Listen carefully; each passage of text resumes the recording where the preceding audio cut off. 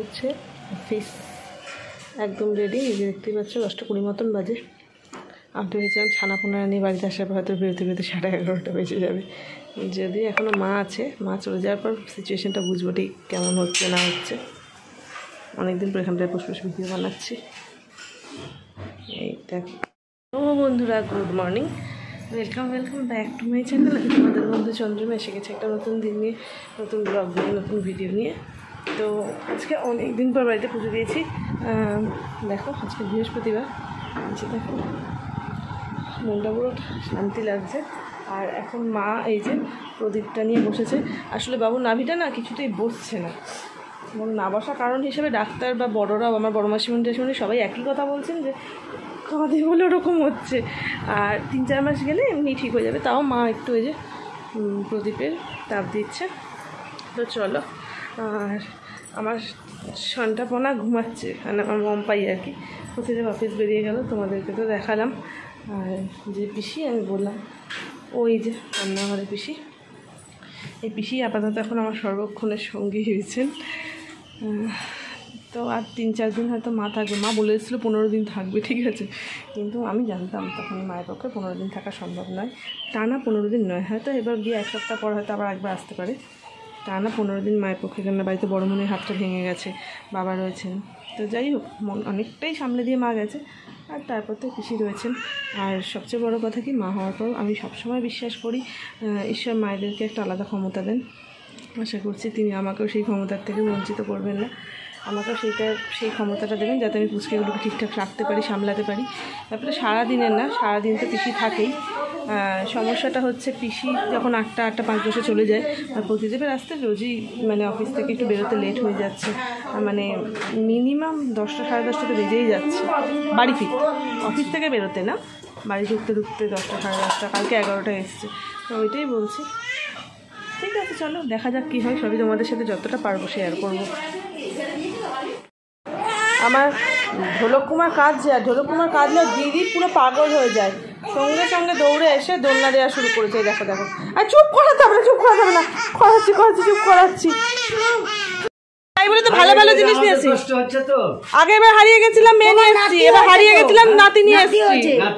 হ্যাঁ দেখো আমার কাকু এসছে। চলো কাকুর থেকে আমার একটা গামলা দাও, তোমার নাতিকে চান করবো। দেখো প্রথমবার, হ্যাঁ না জল তোলো, প্রথমবার আমার মম্পাই আজকে গাছে জল দিচ্ছে, ঠিক আছে। জল উঠেছে আদেও ওঠেনি, দাঁড়াও জল দিচ্ছি, দাও, হ্যাঁ এই তো হ্যাঁ আবার জল নাও। তো এই যে দেখতেই পাচ্ছ আমার ছানাদের খেলনা ছড়ানো। আর কে এসছে তোমাদের সাথে একটু শেয়ার করি। 1 2 3 দেখতে পাচ্ছ সাইকেলে কে বসে আছে, আমার তুতুল সুইটস এসছে।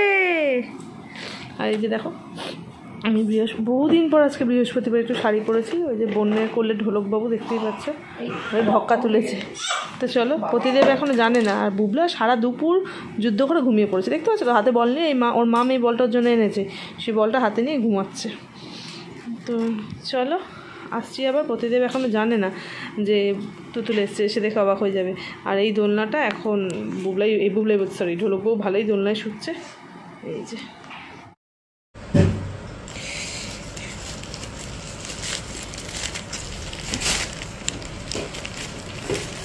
এখানে আমি এলে একটু এসএফসিতে যাই, এসএফসিতে গিয়ে আমার মন করে এগুলো খাওয়ার, তাই নিয়ে আসি অনেক। আজও নিয়ে এসছি, ব্যতিক্রম যায়নি।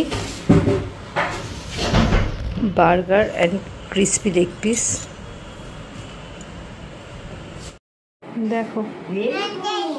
দেখো আমার তুতুল সুইটস স্কুল যাওয়ার পরের ইমপ্রুভমেন্টটা শুধু দেখো, ঠিক আছে।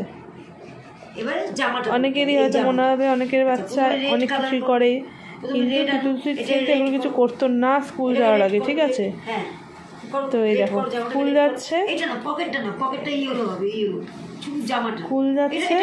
দেখো কোনটা কি কালার দেখে ও মার্ক করতে শিখে গেছে। ইয়েলোটা খুঁজে বার করো, এই পকেটের কালারটা বের করো, বের করো।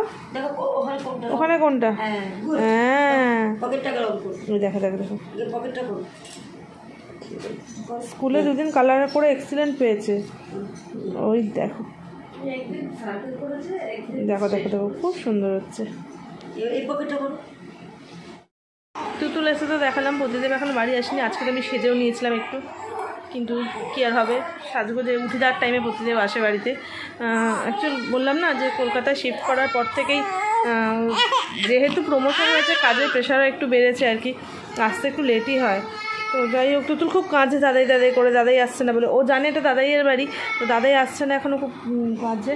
এই পর্দা দুটো কোনোভাবে কষ্ট করে আমি লাগিয়েছি। আসো আসো, দাদাই এসে যাবে। এই পর্দাটা এখনও লাগানো হয়নি, লাগাবো। সমীরদা আর প্রতিদেবকে তুলেছি জানলায় আর খাটে এসির কভারটা পড়াতে, আর এই যে দেখো তুতুলও সমীরদার সাথে উঠে পড়েছে জানলায়, দৃশ্যটা দেখো শুধু। তুতুল ভালো লাগছে ওখানে দাঁড়িয়ে? না না থাকবে, দেখো দেখো দেখো, এসির কভারটা পড়ানো হয়ে গেল, পুরো চকচক করছে। চালাচ্ছি চালাচ্ছি।